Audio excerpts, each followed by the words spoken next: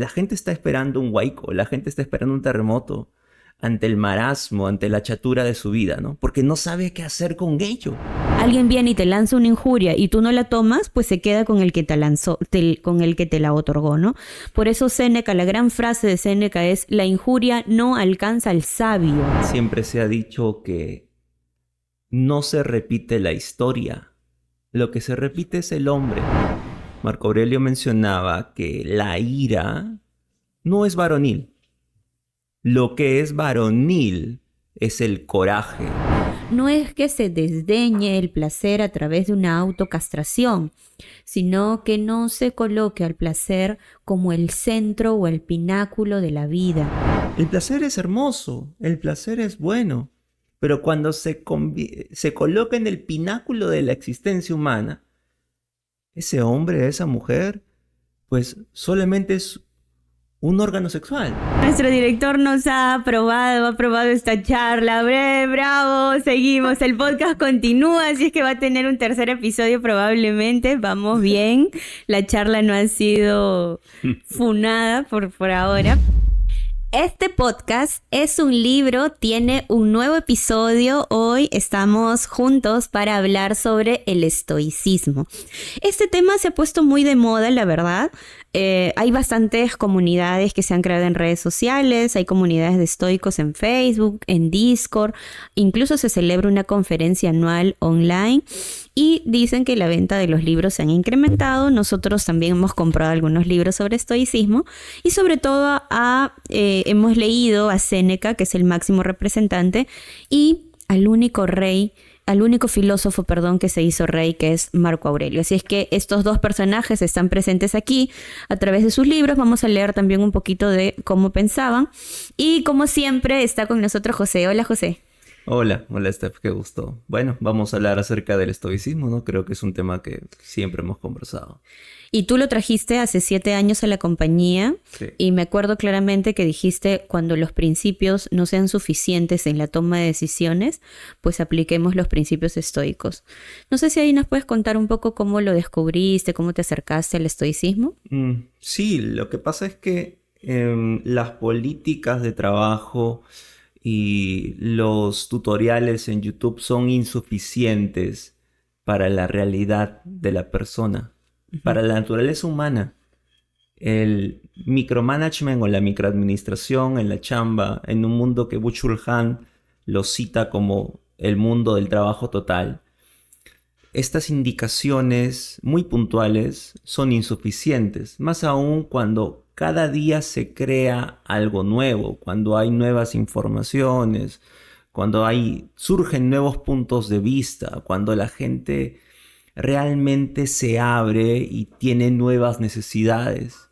Entonces, al haber nuevas necesidades, al renovarse permanentemente la naturaleza humana, obviamente en sus partes más epidérmicas, surgen nuevos retos.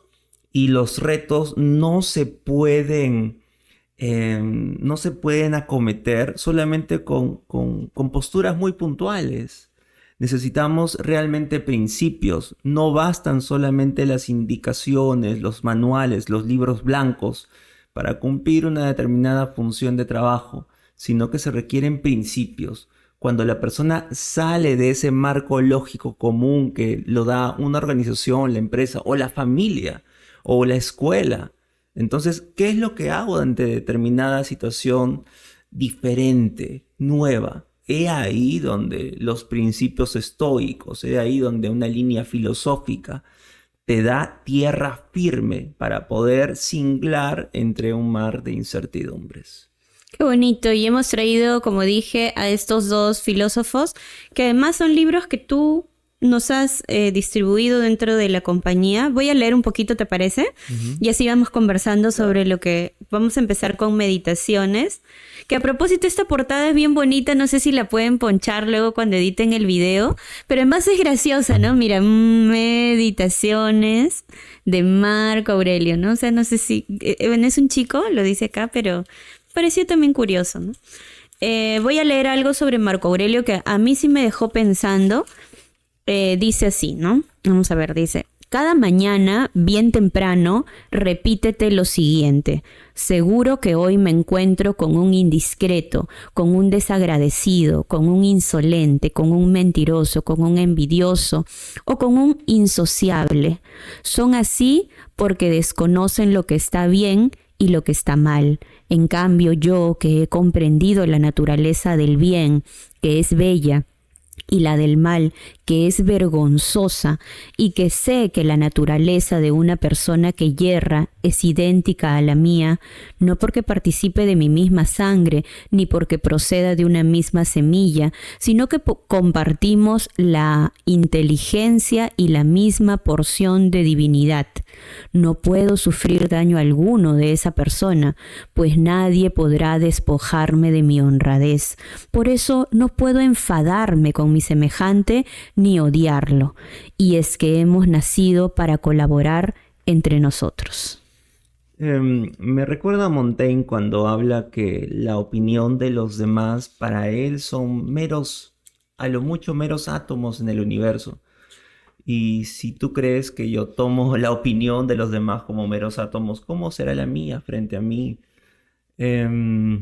Esto de la validación externa, que es un tema que también hemos tocado antes, pero siempre es bueno repetir porque creo que todo podcast debe tener una línea editorial. Y la línea editorial va en el hecho de, por ejemplo, remontar la validación externa. Y una vez que la validación externa se remonta a través de volver a tu centro gravitatorio, emocional, interior. Es decir, que la validación de las personas están en sí mismas. Vivimos, Stephanie, un momento, digamos, bastante incierto. Estamos ante la tecnología, nos han abierto las redes sociales, estamos frente a millones de ojos, a millones de escrutinios, y las personas hoy día quieren quedar bien frente a los demás. Porque el juicio de los demás es importante. El valor de mercado te lo dan los otros a través de la comparación. Y ahora ya no solamente son mercados locales, son mercados globales. Entonces hay una hipercompetencia. Pero la idea no es, yo digo, no solamente, o sea, es competir. Existe competencia. Es normal, es natural. Pero estar en un permanente y un perenne estado de competencia con el estrés de una guerra espiritual interior permanentemente, lo que crean las personas es infelicidad. Y lo que crean las personas es alienación. Ya no saben quiénes son porque buscan que el otro se los diga. Yo no sé quién soy porque tú sabes más que yo quién soy yo. Y eso no es, ¿no? Entonces, el estoicismo lo que busca es poner los pies en la tierra y entender que el valor de mi persona como individuo está asignado por mi propia percepción, por mí mismo, y no por lo que dice el otro, y no por mis ratios de desempeño, que por supuesto es una medida, pero que debe ser utilizada en el trabajo, pero no debe filtrarse como agua negra en la napa freática de mi inconsciente, ¿no? De mi propia satisfacción, ¿no? Y para complementar lo que dice José, lo que pasa es que hay un gran cambio, ¿no?, en la forma de pensar, y quizás sea una transformación profunda.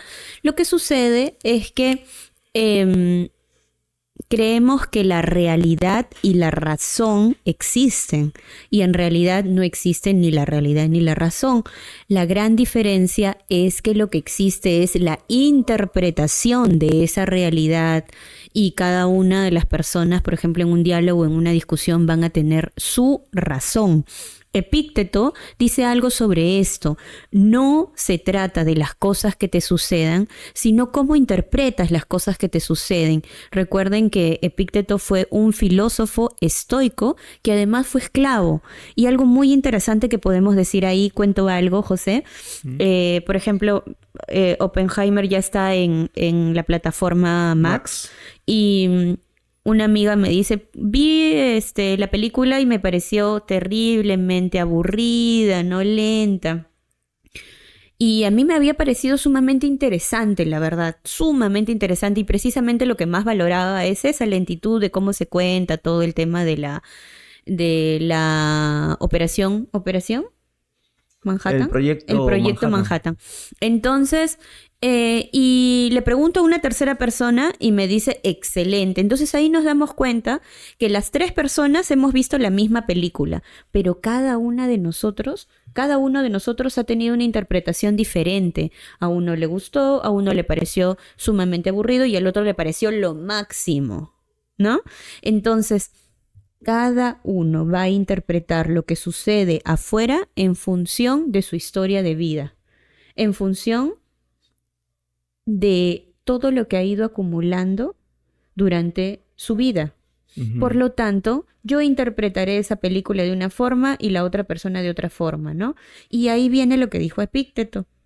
Entonces, hay una frase muy interesante que dice, todo dolor es un pensamiento equivocado. Pues entonces, si algo nos enseña la escuela de los estoicos, es aprender a elegir lo que pensamos. De hecho, la base empírica de la psicología científica contemporánea está basada en el estoicismo. Y precisamente es elegir muy bien lo que piensas, porque a partir de lo que piensas va a surgir una emoción en tu cuerpo y eso va a generar una conducta. Claro, es que el estoico lo que busca es la intensidad del aburrimiento, la intensidad del tedio. ¿A qué me refiero con eso? Que hoy día buscamos muchas intensidades. Buscamos, como diría, creo que Marco Aurelio de Negri, ¿no? La gente está esperando un huaico, la gente está esperando un terremoto ante el marasmo, ante la chatura de su vida, ¿no? Porque no sabe qué hacer con ello.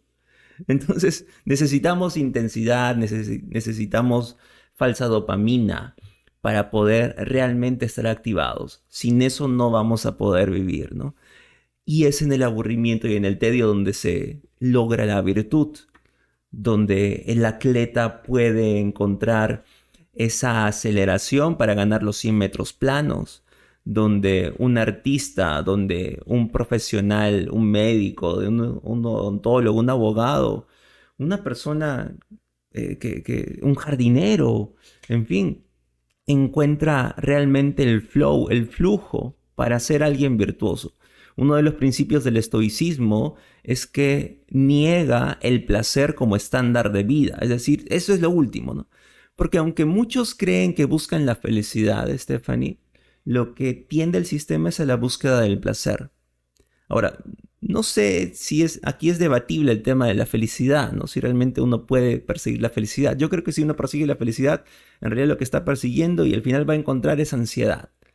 Lo que prefiero encontrar realmente es la alegría, que es de un carácter mucho más comunitario. La felicidad es un carácter más individualista y más sano, más libre. Entonces, busquemos, creo, y siguiendo el estoicismo, quitar el placer como un estándar de vida, como la finalidad de vida, aunque nadie, porque somos una sociedad un poco pacata y occidental y católica, lo vamos a negar, y busquemos más bien la virtud, el desarrollo de las potencialidades, el amor sincero, el amor genuino, la sanidad relacional para encontrar en el estoicismo una filosofía que nos pueda llevar en estos tiempos tan cambiantes. Sí, José, y justamente quiero también, recuerden que Séneca tiene todo un libro sobre la felicidad, así es que si quieren hurgar un poco sobre la felicidad y cuál es la posición estoica que podemos conocerla a través de Séneca, uno de sus libros es sobre la felicidad. Y bueno, voy a leer un extracto que a mí me gustó mucho, es sobre este libro de Séneca, se llama Sobre la firmeza del sabio, y en esta parte Séneca habla sobre la injuria. Y dice, la injuria se propone lo siguiente, hacer desgraciado a alguien. y la sabiduría no deja lugar a la desgracia. En efecto, su única desgracia es la inmoralidad, y esto no puede introducirse allí donde ya existe la virtud y la dignidad moral. Por tanto, si la injuria no existe sin la desgracia no existe sin la inmoralidad, y la inmoralidad no puede acceder a quien está ocupado por la dignidad moral. La injuria no alcanza al sabio, pues si la injuria consiste en sufrir alguna desgracia, el sabio no sufre ninguna desgracia. Ninguna injuria alcanza al sabio. Toda injuria supone descrédito de aquel contra quien se lanza, y nadie puede recibir una injuria sin perder algo de dignidad, algo de su cuerpo, algo de los bienes que no son externos. Y el sabio no puede perder nada. Lo ha depositado todo sobre sí mismo, no ha confiado nada a la suerte, tiene sus bienes a buen recaudo, está contento con su virtud, que no necesita nada del azar y por eso no puede aumentar ni disminuir. En efecto, las situaciones que llegan al máximo no tienen posibilidad de aumentar, y la suerte no quita nada más de lo que concedió, no concede la virtud, por eso tampoco la quita. Esto, José, antes de darte el pase, me hace recordar mucho a dos cosas, ¿no? ¿Te acuerdas que Sócrates decía, y el Buda, ¿no? Antes de Sócrates voy a mencionar al Buda, decía, mira, si alguien te da un regalo y tú no lo recibes, ¿con quién se queda el regalo, no? Es una frase que se le atribuye al Buda. Entonces, si alguien viene y te lanza una injuria y tú no la tomas, pues se queda con el que te lanzó, con el que te la otorgó, ¿no? Por eso Séneca, la gran frase de Séneca es, la injuria no alcanza al sabio. Y bueno, Sócrates también, ¿no? Sócrates pasaba filtros, ¿no? Antes de recibir. Y algo muy interesante cuando el oráculo de Delfos le comenta sobre que Sócrates era el más sabio y todo. Sócrates no se atribuye esa característica, ¿no? Y hay más situaciones en las que se podría decir de que si tú no te apropias de algo que alguien te está diciendo, pues definitivamente no es tuyo, ¿no? Y Séneca dice que no hay forma de apropiarse de una injuria sin perder algo de dignidad. Uh-huh. Es que lo que el estoicismo propone es que las personas somos únicos y exclusivos responsables de nuestras vidas y de nuestras realidades interiores y de nuestras decisiones. Siempre se ha dicho que no se repite la historia, lo que se repite es el hombre. Entonces, la oportunidad de cambio, la oportunidad de mejora, la suerte, como decía Poincaré, es la medida de la ignorancia del hombre. La suerte de por sí misma no existe, ¿no? Entonces, sí, yo creo que uno debe tomar control de su vida, que toda injuria, que toda ofensa, que te puedan lanzar, todo agravio, no debe ser respondido a veces. Uno debe responder con estrategia. Marco Aurelio mencionaba que la ira no es varonil. Lo que es varonil es el coraje, la fuerza y la resistencia. Pero la ira no. La ira no es algo varonil.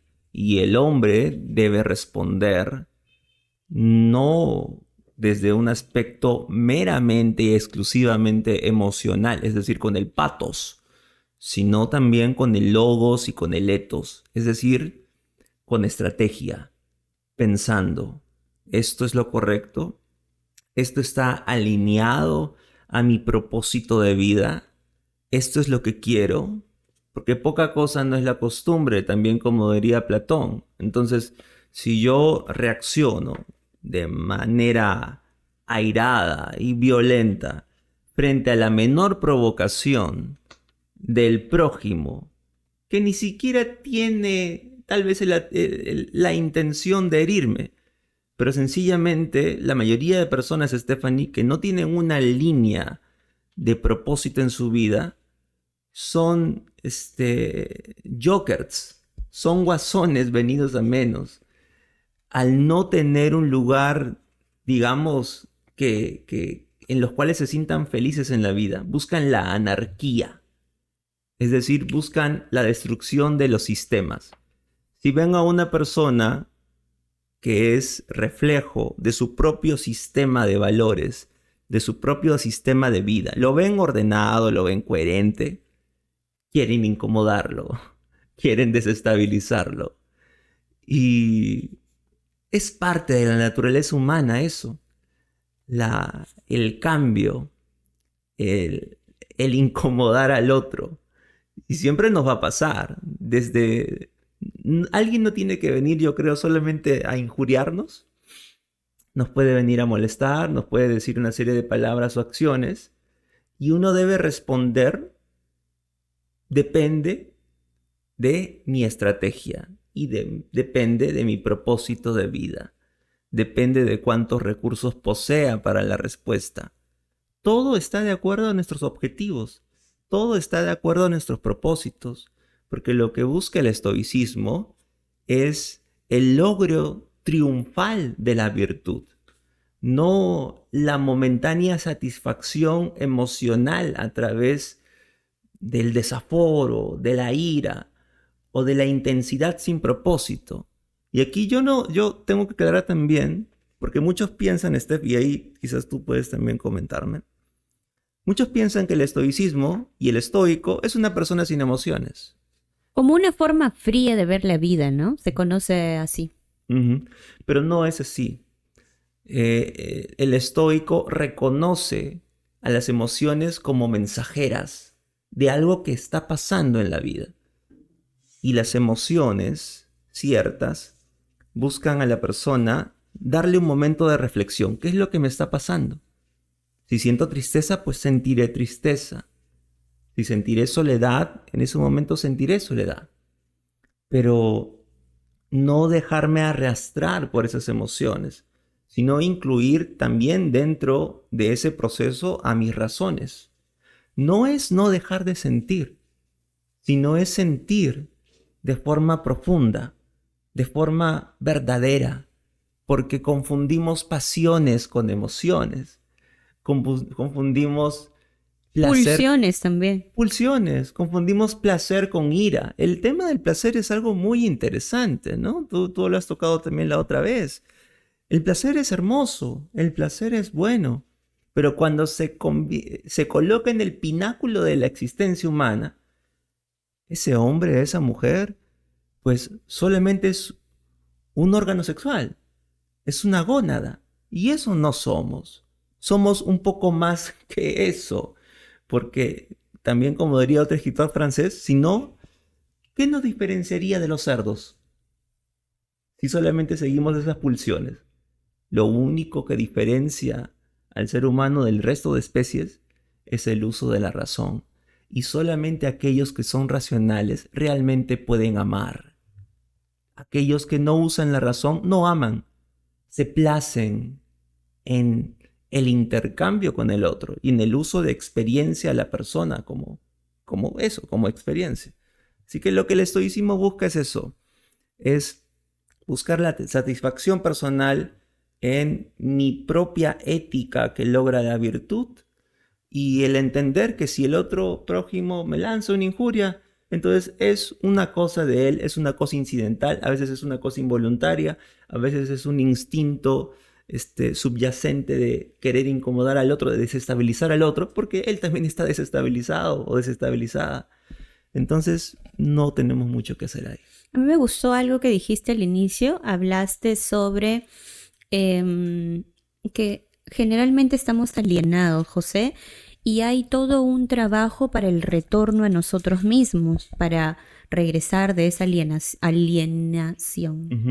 Sin embargo, muchas veces ese retorno es mucho más sostenible cuando se hace a través de la conexión con el placer de vivir.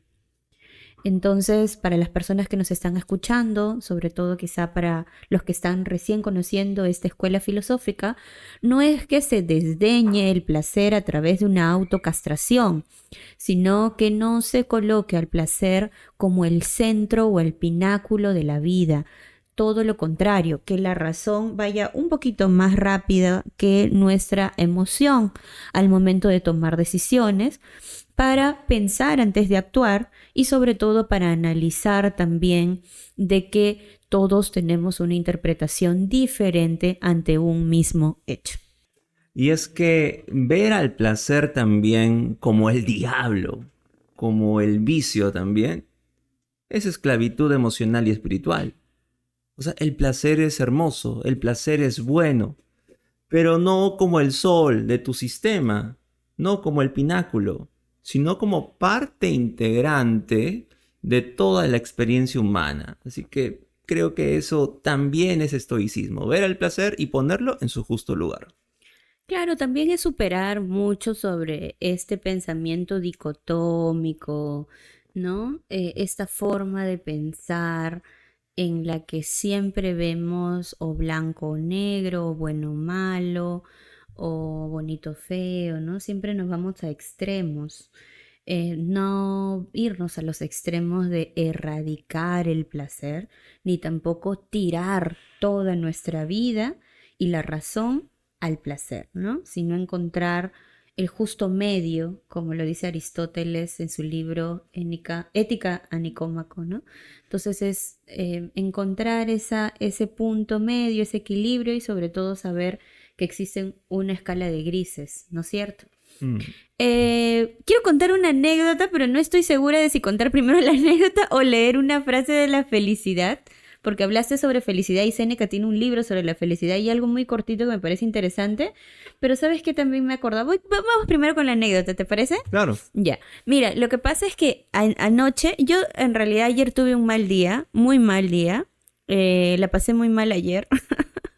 De verdad que la pasé muy mal, me pasó de todo. Y cuando no me podía pasar algo peor, llegué a mi casa y ¿saben qué es lo que había pasado? Mi casa estaba inundada. Es decir, todo el día el agua del tanque se había ido derramando poco a poco y yo estoy fuera de mi casa casi 10 horas. Así es que imagínense de qué tamaño estaba el agua emposada en todos los pisos de mi casa. Entonces, pues, llegué y solamente al abrir la puerta escuché cómo el agua caía y yo ya sabía lo que había pasado, ¿no? Cerré las llaves de seguridad y todo, pero yo llegué a mi casa sumamente cansada. O sea, yo llegué y yo llegaba con la idea de, ¿sabes qué? Darme una ducha y echarme a dormir. Pero el solo pensar de que tenía que llegar a secar, a botar el agua, o sea, me puso de mal humor. Me puso en una situación así como de impotencia, de incomodidad. Entonces, bueno, respiré y dije, bueno, tengo que asumir esto, ¿no? Ya está hecho, tengo que asumirlo y tengo que limpiar toda la casa. Entonces agarré mi escoba y comencé a barrer desde arriba hacia abajo, no a botar el agua, botar el agua. Pero cuando ya estuve, en un momento no sé cómo, oteé un poquito para un lado y me di cuenta que el agua del tanque no solamente había inundado mi casa, sino que había inundado el tercer piso de mi vecino. Bueno, ojalá que mi vecino no vea este podcast, porque la verdad es que no sabe. Oye, de verdad, que mi vecino no vea este podcast porque está de viaje y no se ha enterado. Así es que, pucha, no sé ya qué estoy haciendo, pero bueno. La cosa es que se había llenado el tercer piso de la casa de mi vecino. Entonces dije, en ese momento pensé y dije, ¿qué hago? ¿Saco el agua? Porque yo tengo como vértigo a las alturas, así dije, pucha, yo no lo puedo pasar. Entonces, lo único que se me ocurrió es, dije, bueno, no sé qué hacer, pero estaba pensando mientras sacaba el agua y decía, pues, tengo varias opciones. O respiro, me calmo y comienzo a solucionar todo esto. O pido ayuda también, ¿no? Que sería más rápido, o sea, hacerlo, pero con ayuda. Entonces, decidí llamar a José, lo llamé. Y José me contesta, ¿no? Me dice, sí, ¿qué pasó? Y le digo, José, ¿sabes qué? Mi casa se ha inundado, y además estoy cansada y quiero dormir, pero tengo que sacar toda esta agua. Y José me pregunta y me dice, ah, claro, no te preocupes, dime qué necesitas para yo poder ayudarte. Y yo toda enojada le digo, pero ¿qué voy a necesitar si te estoy diciendo que la casa está empozada, que no puedo sacar el agua y que estoy cansada? ¿Podrías por favor venir a ayudarme? Y todo estoico, José me responde, pues no, sí, claro, tranquila, ahorita voy, ¿no? Y me causó mucha gracia, de hecho en ese momento no lo dije, pero José llegó en su carro con short, con slaps, con un polo como que de casa, ¿no? Así viejo, listo, con su balde, su escoba, su recogedor, y además trajo a una asistente para que nos pueda ayudar a sacar todo el agua. O sea, y cuando llegó nos dijo algo muy curioso, ¿no? Yo estaba bastante tensa, como ya les conté, pero también mis dos perros estaban tensos. O sea, eso es algo interesante, ¿no? Porque ellos como que sienten también cómo está su amo y también copian esa conducta. Entonces los tres estábamos súper tensos, ¿no? Entonces José llega, ingresan, ¿no? Y nos ven todos obviamente con el agua y todo, pero nos ve tensos a los tres. Y nos reúne a los tres y nos dice, miren chicos, ¿saben qué? Relájense, cálmense, porque lo que a ustedes les ha pasado es absolutamente pequeño, no es nada. Porque ¿saben qué? Les voy a contar una historia, ¿ya? Lo que a ustedes les ha pasado es algo que se soluciona, ahorita lo vamos a solucionar, solo es cuestión de tiempo, cálmense, no estén tensos, pero hay algo interesante de que hay cosas peores que suceden en la vida. Y nos contó una historia que de verdad nos ha dejado un poco, nos dejó sin piso para seguir tensos. O sea, lo único que hicimos fue agradecer. Y de hecho, el agradecimiento es uno de los pilares del estoicismo. Agradecer lo que te pasa, no a manera de ser conformista ni nada de esto, sino más bien buscar el mensaje, buscar la enseñanza de lo que te está pasando, buscar el aprendizaje, el lado de lo que tú puedes aprender de lo que te sucede. José, y bueno, nos gustaría que nos cuentes esa anécdota. Sí, es una historia que lo que buscaba, o lo que tenía por finalidad era hacernos ver de que la situación que estaba pasando, porque si no el estudio aquí sería ahorita el Titanic, ¿sí? Ahí con Claudia y con Cristian en botes. Es que, oye, existen problemas mayores. Existen desgracias y dramas un poco más intensos y lo que nos ha pasado en este momento, bueno, lo podemos ir sorteando, ¿no? Ese fue el objetivo, ¿no? Y creo que finalmente cumplió su finalidad. Sí, y ante diversas situaciones que tengamos que afrontar en nuestras vidas, podemos utilizar la forma de pensar estoica, que es una forma racional de pensar. Marco Aurelio dice algo muy interesante, es que siempre habla acerca de la naturaleza humana.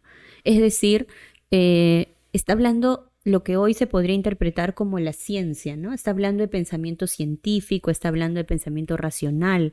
Entonces siempre dice de que todo lo que decidamos y todo lo que hagamos debe estar acorde a la naturaleza humana, ¿no? Lo que pasa, Stephanie, es que los estoicos también ven que el colmo de la locura es buscar la felicidad perpetua. Y justo vamos a hablar de la felicidad ahorita. No existe eso, Uh-huh. no existe la felicidad permanente.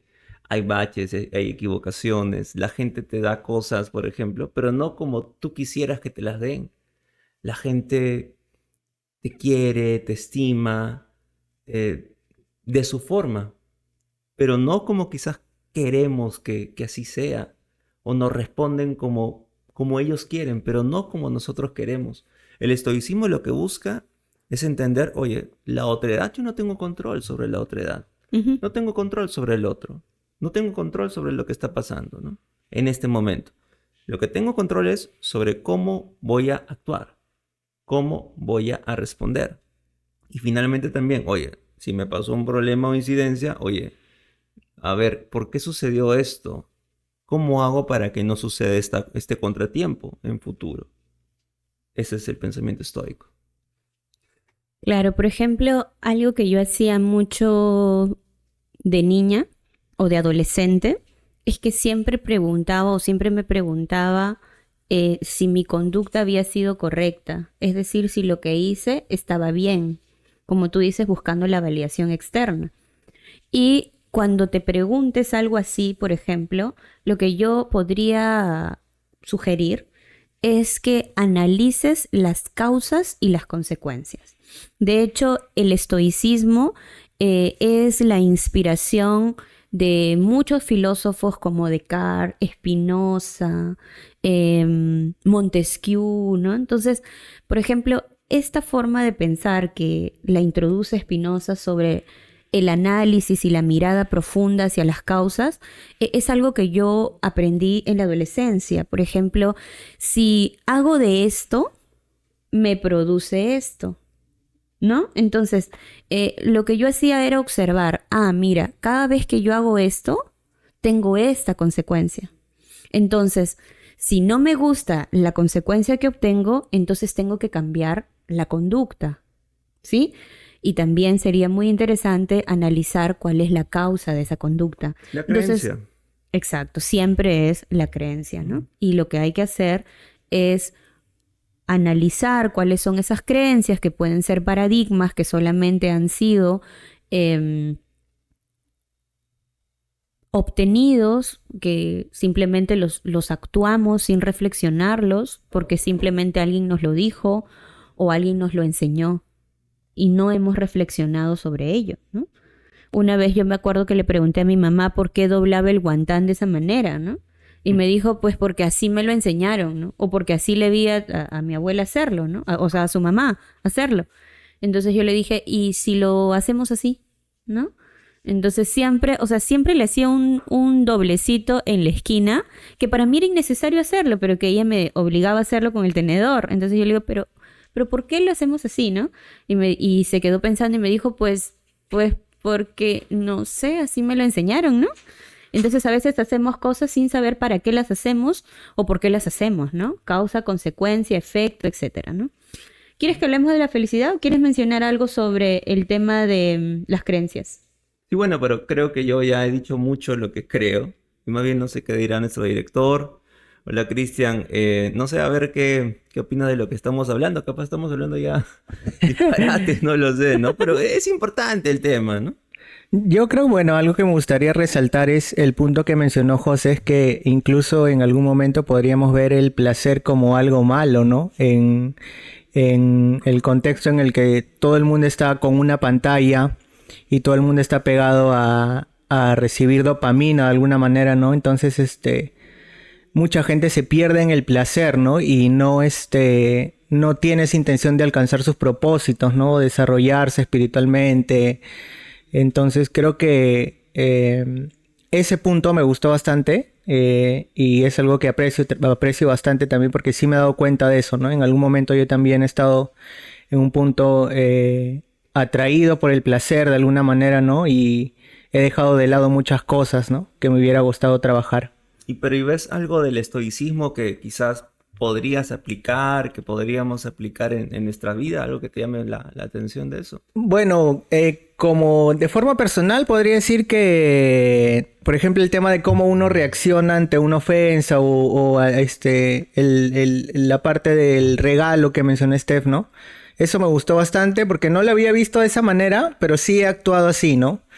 A veces uno, cuando alguien te dice algo, te ofende, tú piensas en reaccionar, ¿no? Pero no es la mejor manera en muchos casos, ¿no? Bien, gracias. Nuestro director nos ha aprobado esta charla. Bravo, seguimos. El podcast continúa, así es que va a tener un tercer episodio probablemente. Vamos bien. La charla no ha sido funada por ahora, pero bueno. Estaban hablando acerca de la felicidad y dice algo muy interesante. De hecho, Cristian también ha mencionado acerca del placer y todo el tema de las creencias, ¿no? Y Séneca dice algo muy bonito. Busquemos algo bueno, no en apariencia, sino consistente, duradero y más hermoso por la parte más oculta. Procurémoslo. Esta palabra, procurar, fue una palabra que yo conocí a través de Séneca, porque muchas veces, como ha mencionado Chris, como has mencionado tú, la felicidad la buscamos afuera y queremos que la felicidad venga de afuera hacia adentro, ¿no? De hecho, también cuando nos sentimos solos o cuando nos sentimos vacíos, buscamos consumir y viene de afuera hacia adentro. Sin embargo, Séneca dice esa palabra, ¿no? Procurar. Por ejemplo, si tú quieres armonía en tu oficina, pues tú procura la armonía. Si tú quieres que tu relación de pareja sea nutritiva, pues hazte cargo de tu propio bienestar y contribuye con la nutrición de la relación de pareja. Si tú quieres que en la relación de amistad que tienes con tu mejor amigo hayan alegrías, pues tú procura esos espacios de alegría. Y esto podría ser algo muy interesante porque hablaría de dos cosas interesantes. El arte del buen vivir, que sería aprender a procurar, a inspirar lo que uno quiere para su vida. Y lo segundo, que es sumamente interesante, que es en manos de quién estás dejando tu bienestar. Porque si, por ejemplo, alguien viene y te da un insulto, como lo ha dicho Cristian, y con respecto a la respuesta del Buda, que si te da un regalo y tú no lo recibes, ¿con quién se queda el regalo? Pues entonces eso nos da una información interesante. ¿En manos de quién estamos poniendo nuestro bienestar? Porque si una persona viene y te lanza un improperio o una injuria, como lo dice Séneca, y tú la tomas y te sientes mal y te molestas y te malogra el día, pues entonces tu bienestar no está en tus manos. Pareciera que tu bienestar está en manos del otro. Y también estaríamos hablando aquí de un tema de responsabilidad, ¿no? Y podría darnos algunas luces de que somos una sociedad todavía pueril o infantilizada, porque hacernos cargo de nuestro propio bienestar sería una característica de un adulto. Pareciera que el director de orquesta de nuestra vida es el otro. Es el otro. Y eso no debe ser. Eso es lesivo. Eso es insostenible. Lo que requerimos es tomar control de nuestras vidas. Y creo que lo que buscan hoy día las personas son principios. El estoicismo puede brindarnos eso. Puede brindarnos principios de vida. Por ejemplo, el hecho de entender que el cambio es permanente. Que el cambio es permanente. Pero contraponer al cambio a también el aprecio por las cosas que son perdurables, por las cosas que tienen duración. Eso se busca. Estamos permanentemente entendiendo que vamos a vivir toda la experiencia humana, ¿no? Y todos quieren vivir todo, pero eso es imposible. El estoicismo lo que manda, lo que comparte, es que no puedes gobernar la fortuna, más allá de la que está en tu pleno y absoluto control, que es tu vida, es tus pensamientos, son tus acciones, y que todo cambio requiere cambios, y que toda evolución requiere aburrimiento, y que el amor, así como todas las virtudes, la destreza, requiere trabajo, requiere construcción. Y es bello entregarse a ese trabajo, es bello entregarse a esa construcción, porque te construyes a ti mismo. Y siendo reflejo de eso, vas a poder ayudar también a otros a que se construyan a sí mismos. José, hay algo interesante que también lo propone Séneca que no quiero dejar pasar. Es sobre el consuelo a Elvia. Es todo un libro donde habla sobre su madre cuando él es destinado al exilio. Su madre se pone sumamente mal y él divide el problema en varias partes. Porque ¿qué iba a hacer de su madre? ¿Quién iba a cuidar de su madre? ¿Quién se iba a ocupar de su mamá? Y él divide el problema. Algo muy interesante que hace es que una persona iba a encargarse, por ejemplo, de su alimentación, otra de su manutención, otra de su distracción, etcétera, ¿no? Entonces, un gran problema lo divide en varias partes y pone varios responsables. Estos son los principios estoicos. O sea, de alguna manera nos dan estructura, no de alguna manera, nos dan estructuras para vivir mejor.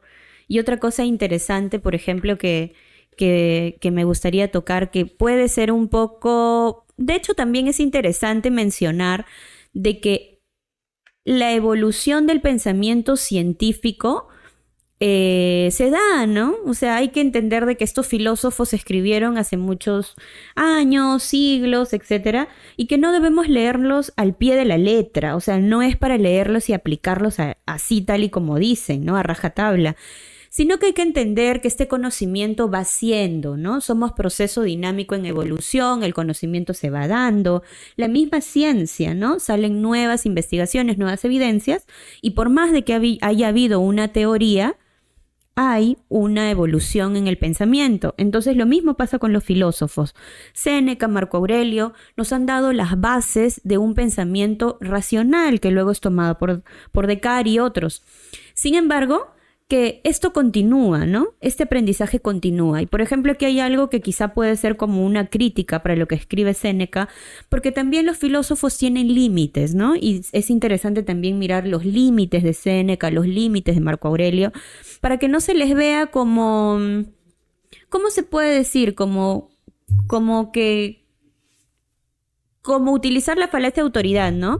Como que lo dice Séneca y así se tiene que hacer, ¿no? Claro, ¿no? Hay que hacer hamburguesas de las vacas sagradas y todo pensamiento intelectual, todo punto de vista o marco teórico científico siempre va a tener cierto tiempo de caducidad y también de insuficiencia en función a los nuevos avances científicos y culturales. Así que, oye, por ejemplo, Aristóteles creía en el sistema esclavista, ¿no? Y esto ha sido superado. Escribió la física, pero tiene más de filosofía que de otra cosa. Entonces, indubitablemente que van a ser superados muchos conocimientos y eso es bueno para la raza humana. Esto es en lo que no estoy de acuerdo con Séneca. A ver. Es el libro sobre el ocio y dice, nos lanzan unánimemente a los vicios. O sea, yo no creo que el ocio nos lance unánimemente a los vicios. ¿Por qué?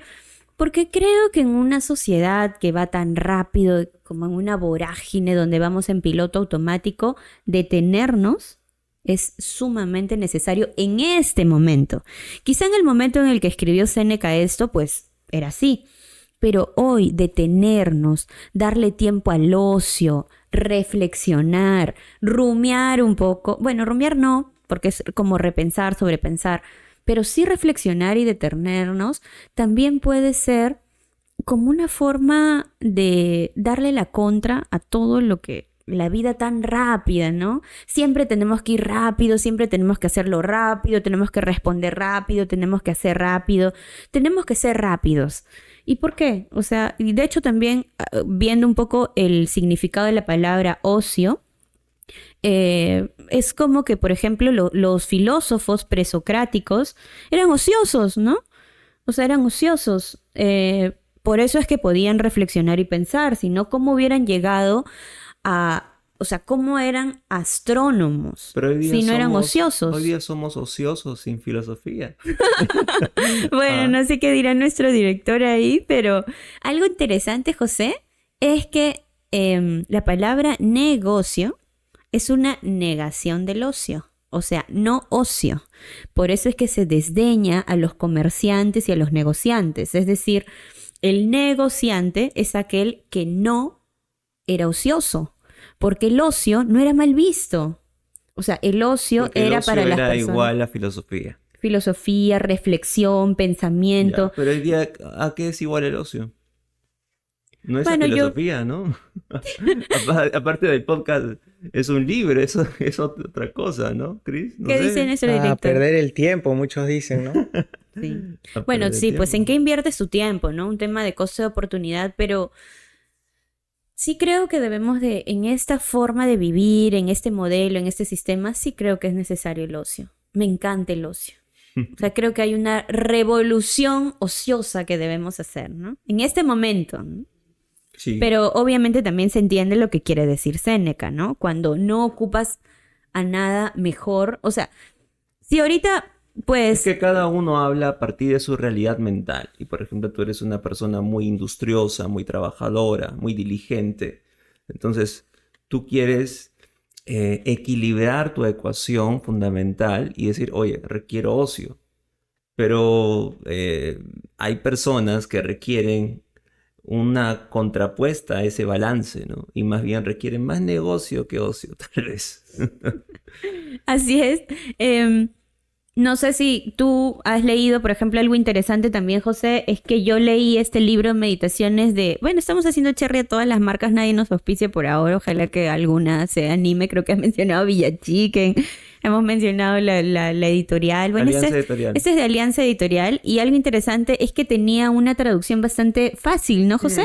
O sea, cuando tú tienes una versión diferente con tapa gruesa, o sea, para los pobres esta de bolsillo, así, pero José tenía obviamente la presentación con tapa gruesa, filo dorado, o sea, pero la forma de redactar era diferente, ¿no? Comparamos, ¿y cuál te gustó más? ¿La mía, la tuya? Creo Eso que también la es interesante. tuya es muy práctica, sin embargo, pierde la sensualidad del lenguaje, porque la versión que tengo, que no recuerdo el nombre de la editorial, pero es una traducción, si se podría decir, un poquito más fidedigna a cómo era el latín antiguo. Entonces, pero en el lenguaje, como ha nacido desde la poesía antes que la prosa, hay circunloquios. En cambio, la traducción que tú tienes es mucho más directa, ¿sí? Creo que es importante el abrirse a nuevas traducciones de los textos porque te dicen cosas diferentes, ¿no? Pero bien, Steph, creo que ya llegamos a la parte final y podríamos dar algunas conclusiones, ¿no? ¿Cuáles son los puntos más importantes con los que nos quedamos del estoicismo?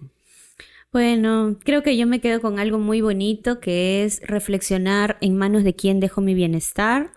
Otra conclusión de repente que también me gusta es comprender de que toda la conducta que tenemos va a significar nuestra vida. Es decir, el conjunto de nuestra conducta va a significar nuestra vida. Y esa conducta responde a una emoción. Y esa emoción responde a un pensamiento. Entonces, cuidado con lo que piensas. Tenemos la libertad de elegir lo que pensamos. Y probablemente el gran mensaje de Epicteto es que nosotros podemos elegir lo que pensamos, porque a través de lo que pensamos se va a dar nuestra vida. Y esa frase, ¿no? Todo dolor es un pensamiento equivocado. De hecho, que no es todo dolor es un pensamiento equivocado, pero sí sabemos que es la interpretación de la vida que yo le doy. Yo me quedo con el hecho de que el estoicismo lo que busca es la virtud. Pero hemos ahorita hablado también del placer y no hay que negar el placer. Creo que equilibrando estos dos conceptos, hermanándolos, la idea es en la vida buscar la virtud para conseguir un placer más significativo. A través de la virtud también puedes llegar a un placer más armonioso, más intenso también, a todos los niveles de evolución, al nivel corporal material, al nivel mental, al nivel espiritual. Y esto tiene una duración casi infinita. Así que me quedo con eso, me quedo con la búsqueda de la virtud y del encontrar en nosotros mismos realmente la razón de nuestra vida, siendo nosotros arquitectos de nuestro propio destino, de nuestros propios pensamientos, siendo dueños nosotros de nosotros mismos, no siendo esclavos espirituales o emocionales de lo que dicen los demás, o de lo que nosotros pensamos sobre lo que pensamos. No, nuestra mente no es el amo. Nuestra mente es un buen esclavo y los amos somos nosotros. Gracias por escucharnos. No sé si nuestro director nos quiere dar alguna conclusión también. Cero. Entonces, nos vamos. Este podcast es un libro. Nos encuentran en Spotify, aquí en YouTube. Suscríbanse, por favor, activen la campana porque van a seguir saliendo más episodios sobre estos. Y pues, ojalá que haya un tercer episodio, ¿no? Por supuesto que sí. Chao, cuídense. Gracias. Claro, y...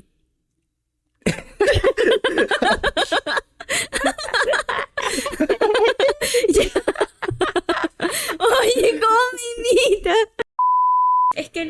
no son preguntas. Oye, miren, a mí, en por un momento ejemplo, lo metemos a el otro conversar. día estaba conversando con una amiga y me pregunta, ¿y a ti qué te gusta hacer? Ya eso, por ejemplo. Oye, ¿en serio? Yo no sé. ¿Qué me gusta hacer? Sale con sus amigas. Sí. Yo no sé qué hacer. O sea, yo toda mi vida me he dedicado a... Oye, Cristian, eso da pena, ¿no? ¿Qué producto? ¿De qué? ¿Te das cuenta lo que está diciendo? ¿De qué? ¿De qué?